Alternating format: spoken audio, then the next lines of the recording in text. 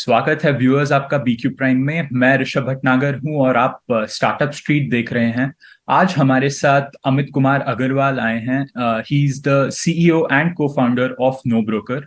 No broker एक proptech unicorn है जो यूनिकॉर्न बना करीब 2021 में।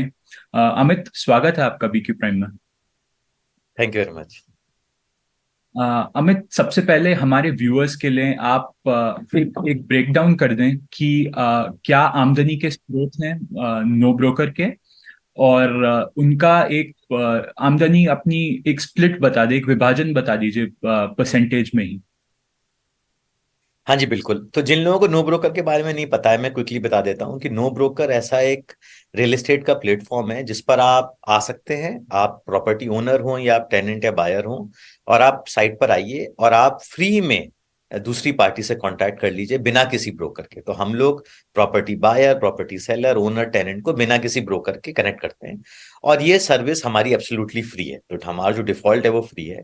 लेकिन अगर आप हमारे प्रीमियम पैकेजेस भी अवेलेबल हैं, तो अगर आपको अपनी प्रॉपर्टी टॉप स्लॉट पे चाहिए या आपको कोई रिलेशनशिप मैनेजर चाहिए, तो उसके लिए हम लोग एक फ्लैट फीस लेते हैं 3-4 हज़ार रुपए की। उसके अंदर हम आपको वो एक्स्ट्रा एडिशनल सर्विसेज भी प्रोवाइड करते हैं। तो हमारा करीब 50% का जो रेवेन्यू है वो हमारा कोर जो रियल एस्टेट है उससे हमारा बेसिकली आता है, ओनर, बायर, टेनेंट, सेलर, इनसे। उसके बाद का मैं बोलूंगा 25 से 30% जो रेवेन्यू है हमारा, वो आता है इस बात से कि हम पैकर्स एंड मूवर्स करते हैं, और हम साथ में पेंटिंग, क्लीनिंग, एसी सर्विसेज, ये सब सर्विसेज भी करते हैं। और हमने होम इंटीरियर भी शुरू किया। इन सारी सर्विसेज के अंदर हमने इंडिया के टॉप नॉच पार्टनर्स को सिलेक्ट किया है, और उन पार्टनर्स के साथ हम लोग काम करते हैं और हम ये सर्विसेज प्रोवाइड करते हैं। ये सर्विसेज भी हमारी काफी लोकप्रिय हैं। तो ये करीब 30% आमदनी का हिस्सा है। बची हुई 20% जो आमदनी है वो इसलिए आती है क्योंकि हम लोगों को, जो लोग होम लोन लेना चाहते हैं, उनको पता नहीं होता कि उनकी फाइल कहाँ फिट होगी, कहाँ सबसे जल्दी उन्हें होम लोन मिलेगा। तो हमारी होम लोन की बहुत बड़ी डिवीजन है जो आपकी होम लोन जल्दी लेने में हेल्प करती है। तो होम लोन हुआ, इंश्योरेंस हुआ, रेंट पेमेंट हुआ, ये सब भी हम लोग सुविधाएं प्रदान करते हैं। धन्यवाद अमित इसके लिए। मेरा अगला सवाल आपकी अर्निंग्स पे है। आपका जो लास्ट नोन अर्निंग्स है वो वित्त वर्ष 2021 का है, FY21 का है। उसमें आपकी आमदनी करीब 167 करोड़ थी। उस पे आपका घाटा करीब 190 करोड़ था। FY22 वित्त वर्ष 2022, 2023 और 2024 के लिए आपकी क्या संभावनाएं हैं? सो हमारा जो ऑडिट है वित्त वर्ष 22 का, वो बेसिकली कंप्लीट हो चुका है और वो सबमिट होने वाला है। तो जैसे ही वो सबमिट होगा, आपको बेसिकली एग्जैक्ट नंबर आपको प्राप्त हो जाएंगे। मैं इसलिए उस पर टिप्पणी करने के बजाय मैं आपको ब्रॉडली बताता हूं कि हर साल हमारी कोशिश यह रहती है कि हम रेवेन्यू या तो दुगना कर दें या तिगना कर दें। कोविड की वजह से हमारा रेवेन्यू जो बढ़ोतरी है वो थोड़ी कम हुई थी, लेकिन कोविड के बाद बहुत तेजी से हमने अपना प्रोग्रेस किया है। तो हम उसी बात पर हैं कि 100 से 200% हम रेवेन्यू इंक्रीज कर रहे हैं पर पर ईयर के बेसिस पर। जो डिफरेंस बेसिकली आपने बताया रेवेन्यू के अंदर और हमारा जो नुकसान होता है साल का, उसमें वो डिफरेंस कम होता जा रहा है। तो अगर आप मुझे अभी वित्त वर्ष 24 की अगर बात करें, तो पिछले कुछ महीनों के अंदर हमने अपना रेवेन्यू बढ़ाया है और अपना खर्चा कम किया है।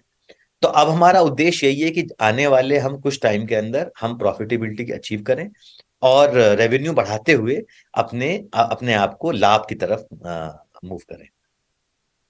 तो ये आपकी संभावना कब तक है कि एक प्रॉफिटेबल व्यापार कब तक बनेगा नो ब्रोकर? तो ये बड़ा ही जरूरी है कि नो ब्रोकर एक प्रॉफिटेबल व्यापार बने, और उसके लिए हम पूरी ही टीम, हम सब लोग एकदम इसके लिए मोटिवेटेड है कि हमें अचीव करना है। क्योंकि हमें रेवेन्यू बढ़ाते हुए हमें प्रॉफिटेबिलिटी अचीव करनी है, हमें दोनों चीजें अचीव करनी है। तो मुझे लगता है कि हमने जो अपने मन में जो उद्देश्य बनाया है वो ये है कि आज से 18 से 24 महीने के भीतर भीतर हमको बेसिकली लाभ की तरफ शिफ्ट होना है, रेवेन्यू ग्रोथ दिखाते हुए। अच्छा। हम्म। अगला सवाल मेरा अमित, गूगल की जो फंडिंग हुई थी नो ब्रोकर में, करीब $5 मिलियन, यानी करीब 40 करोड़ रुपए डाले थे गूगल ने नो ब्रोकर में। उसका क्या स्टेटस है? कोई खास प्रोजेक्ट्स हैं जो गूगल नो ब्रोकर के साथ कर रहा है?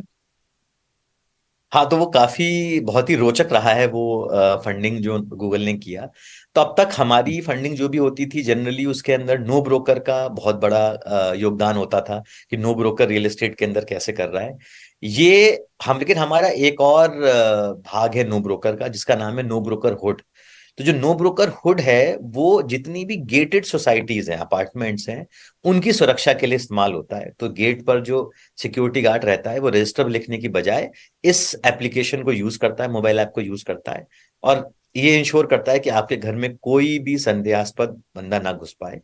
और साथ ही साथ ये नो ब्रोकरहुड ये भी इंश्योर करता है कि जो भी मंथली के मेंटेनेंस बिल होते हैं सोसाइटी के, वो आप पर इलेक्ट्रॉनिक फॉर्म में पहुंचे और आप उसी तरह से उसको पे कर सको। तो नो ब्रोकरहुड हम काफी बड़ा जो है भाग हो गया है नो ब्रोकर का। आज हम 15,000 से ज्यादा सोसाइटीज के अंदर अवेलेबल है, जिसका मतलब हम करीब 30 से 35 लाख के अपार्टमेंट फ्लैट्स को हेल्प करते हैं। और इसको देख के गूगल को बहुत इसके अंदर इंटरेस्ट आया। उनको ये लगा कि नो ब्रोकरहुड एक बहुत बड़ा वर्टिकल बन गया है, बनने वाला है, और इसलिए उन्होंने ये टेक्नोलॉजी में देखने की कोशिश करी कि क्या क्या चीजें गूगल और नो ब्रोकरहुड साथ में कर सकता है, जिससे कि दोनों का इकोसिस्टम बड़ा हो। तो ये मेनली फंडिंग नो ब्रोकरहुड के लिए गूगल ने करी, और इससे हम काफी खुश हैं। अमित, मेरा अगला सवाल है आपके जो वार्तालाप रहा होगा आपके इन्वेस्टर्स और आपकी मैनेजमेंट और आपके बीच, इस फंडिंग एनवायरनमेंट में जहाँ पे काफी स्ट्रेस जो है इन्वेस्टर्स डाल रहे हैं कंपनीज पे कि आप ग्रोथ चेज करने की जगह आप प्रॉफिटेबिलिटी चेज करें, आप मुनाफा बनाएं, उसके बाद आप ग्रोथ पे ध्यान दें। तो आपकी क्या बातें रही हैं अपने इन्वेस्टर्स के साथ? तो अगर आप basically real estate, Indian online real estate industry को देखें, तो अगर आप पिछले 8 और 10 सालों को देखें तो आपने देखा हुआ कि इस इंडस्ट्री काफी डिफिकल्ट इंडस्ट्री है। इस इंडस्ट्री में बहुत सारी अच्छी कंपनीज, बहुत सारे अच्छे फाउंडर्स के साथ आई, लेकिन कोई चली नहीं है। नो ब्रोकर एक ऐसी पहली कंपनी है जो यूनिकॉर्न बनी है, जो 8,000 करोड़ का इसका वैल्यूएशन हुआ है। लेकिन अगर आप रोटी कपड़ा मकान में बाकी आप देखें, अगर रोटी और कपड़ा को देखें, तो उसके अंदर 10-10 बिलियन डॉलर की डेकाकॉर्न कंपनीज कई हैं।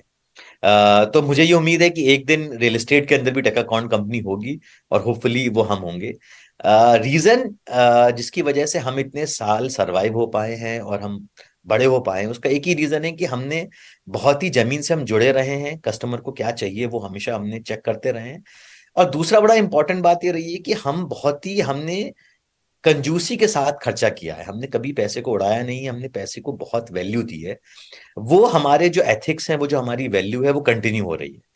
तो हमने जो पैसा 2021 के आखिर में रेस किया था, जो फंडिंग रेस करी थी, उसका भी एक बड़ा भाग आज भी नो ब्रोकर के पास सुरक्षित है, क्योंकि हमने पिछले 1.5 साल में इतने पैसे खर्च करे नहीं है। तो अभी हमारा पूरा फोकस यही है कि हम रेवेन्यू तो इंक्रीज करें ही करें, लेकिन जल्दी से जल्दी प्रॉफिटेबिलिटी की तरफ जाएं। और वही सारा कम्युनिकेशन हमारा इन्वेस्टर्स के साथ भी रहता है, क्योंकि कोई फायदा नहीं है बिजनेस करने का अगर इवेंचुअली आपको मुनाफा ही नहीं हो, तो फिर बिजनेस आपने करा ही क्यों। सही कहा आपने अमित। अगला सवाल मेरा आईपीओ के ऊपर है। क्या नो ब्रोकर के लॉन्ग टर्म विजन में एक आईपीओ है? तो अभी अगले 2 से 4 साल में हमारे दो उद्देश्य हैं। पहला उद्देश्य तो है हमारा प्रॉफिटेबिलिटी, और दूसरा उद्देश्य हमारे ये है कि अभी हम केवल 6 शहरों में हैं भारत में, और हमें बहुत और शहरों से शिकायत आती है कि भाई आप नो ब्रोकर इतना अच्छा अगर वैल्यू प्रोवाइड कर रहा है तो और शहरों में क्यों नहीं है। तो वही हम बेसिकली करना चाहते हैं, और हम और शहरों में भी अपना व्यापार चाहते हैं वहां पर हो। तो ये दो ऑब्जेक्टिव हमको अचीव करने हैं। मेरे ख्याल से अगले 3 से 5 साल में हम ये दोनों चीज कर पाएंगे, और आज से 3 से 5 साल बाद नो ब्रोकर एक और बड़ी कंपनी और प्रॉफिटेबल कंपनी होगी। और वो समय है जब हम बेसिकली आईपीओ की इच्छा रखते हैं तब। धन्यवाद अमित, आपके साथ बात करना हमारे व्यूअर्स के लिए अच्छा रहा होगा, आई होप। धन्यवाद व्यूअर्स, आपका बीक्यू प्राइम हिंदी देखने के लिए।